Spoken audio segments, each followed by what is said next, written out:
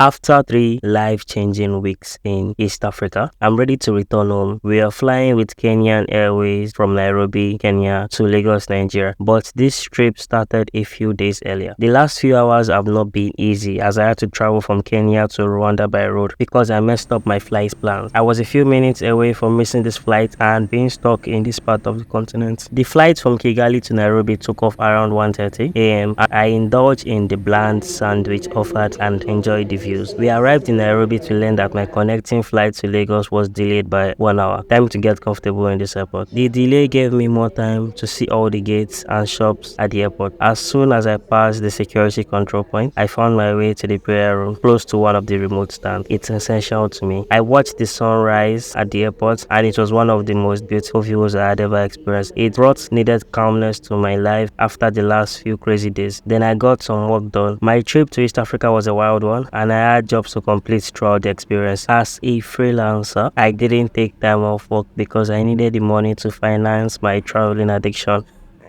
After a while, I moved to the boarding gate and waited among more than 100 other people. I reminisced about my experiences while at the gate, and this experience brought me a feeling of finality to my journey. Our bed for today's trip is a Boeing 737 painted in the Sky Team livery. Kenya Airways is a part of this alliance. This was my first alliance livery flight ever. What 737 variant is this? I waited for others to go first. I was one of the last to board because Nigerians can be a bit impatient and I wanted the freedom to shoot my content without others there. Our seat for today is 17A. I love this seat because it comes with 2 windows and unparalleled views of the wing and engine. Our seat is very tight. The width, the leg room leaves much to be desired and I'm by no means tall. The economy cabin features the standard 3-3 configuration, but the 737 from Lagos to Nairobi didn't feel this tight. It's time to push back and we slowly travel to the runway. Due to the shape of Nairobi's airport, it didn't take us long to get to the runway. It still surprises me that a city of Nairobi's caliber has an airport with a lone runway. It makes next to no sense. I guess it works for them. Kenya is a major connection point between Africa and Asia, and the second runway will add more flexibility to the operations at this airport. What do I know? Whatever works for the people here. We are about to take off now, and nothing I say will sound better than listening to these engines roar. Many of my Kenyan friends and acquaintances are head over heels for the Nairobi Expressway. People talked about it with so much glee in their eyes, and I began to doubt if they were talking about a road. We got to see this expressway as we climbed to our flight level for this trip. I didn't get to travel on this bridge because I barely went anywhere. I can't give a review on it, sorry. Few activities make me happier than flying. I love being airborne, but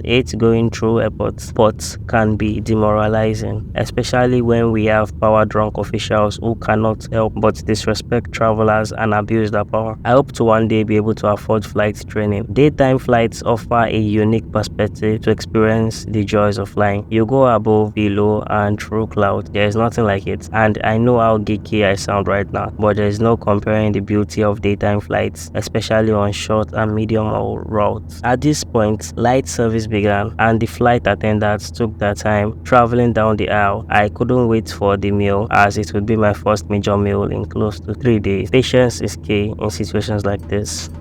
After what felt like a lifetime, a flight attendant got to my row and asked in a recognizable Kenyan accent, beef, chicken or vegan? I believe I chose beef. I cannot remember because it's been a while, but this clip suggests that I chose beef. The meal was okay and all things being equal, competitive and comparable to similar airlines. The meal came with a serving of rice and beef, a bread roll, butter, yogurt, fruit bowl, a choice between tea and coffee, a choice of beverage and a bottle of water. I couldn't be objective about this because I was too hungry. Kenya Airways has grown considerably over the last few years with an aggressive expansion strategy that has seen an increase in routes and flight frequencies across West, East, and Southern Africa. Kenya Airways went from one of the more expensive sub-Saharan African airlines to one of the cheapest almost overnight. At the time of making this video, the airline flies 10 times weekly to Lagos, Nigeria, with plans to expand to Abuja, Nigeria in 2024. Similar to to Ethiopian Airways and Addis Ababa. Kenya Airways is slowly turning Nairobi into a major stopover point in Africa. Most of the people on my flights to and from Nairobi were transiting through the airport. KQ has flights to Europe, North America, and Asia, alongside its flights to Africa, obviously. It will be interesting to see whether this airline achieves sustainable profitability soon. Only time will tell. Kenya Airways pricing is what I believe sets it apart from the competition in the Nigerian market. I paid $481 for a round-trip ticket from Lagos, Nigeria to Kigali, Rwanda via Nairobi. Incredible stuff. I need to talk about the seat on this plane. It leaves much to be desired. It was too narrow, and if I was any bigger, I would have had a hard time fitting into the seat. Luckily, we were only 2 on our row. If we were 3 on this row, it should have been a more uncomfortable flight. The legroom on this seat once again left much to be desired. I could not get much done on this flight because of how uncomfortable it was. This seat was a major downside to the experience, and I cannot get over how bad it is or how bad it was. Notes to Kenya Airways. The flight crew were great, nothing exceptional. I saw them when I boarded the plane, during and after meal service, and when we landed in Lagos. I searched for one for about 20 minutes trying to get a blanket, but saw none. Aside meal service, I only saw the crew when they tried to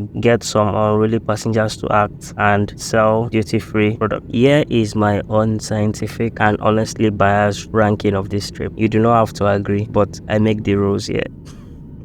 First and foremost is the food. The food was decent, I cannot lie. It's far from a Michelin grade experience, but I appreciated the variety and add-ons. There were lots of colors on my plate, and when you consider how meals taste during flights, I eat a lot with my eyes, so 8 out of 10 for the food. The seat was the low light of this trip, left much to be desired and made me feel uncomfortable, but the views and double windows make up for it a bit, 4 out of 10. The flight was delayed for 1 hour, but apart from that, everything else was done in time, and we landed in Lagos a few minutes past noon. I cannot give timing more than a 5 out of 10. The crew did what was expected of them and nothing more. It was a good day on the job. It's comparable to a footballer putting a decent performance without much highlights. 7 out of 10 for crew. And then subjective experience. This is the most subjective part of the rating, and I'll rate my subjective experience a 6 out of 10. I cannot explain why. It's just vibes. It's not exactly quantifiable. This Kenya Airways flight from Nairobi to Lagos scores a 30 out of possible 50, which is a 60%. Our journey today with Kenya Airways is finally coming to an end as we descend into Lagos, Nigeria. The approach was decent and honestly quite picturesque, and I could already feel how hot it was outside. Welcome to Nigeria. Get ready for spicy food, good music, and lots of traffic. It's always a wonderful experience viewing Lagos, Nigeria from this point of view. It's sort of the calm before the storm. Once you land in Lagos, everything becomes considerably more hectic and chaotic. I use this view as a way to mentally prepare myself for what's to come next and say goodbye to a wonderful experience abroad. Lagos is very green. Coming from these past lands, I don't know what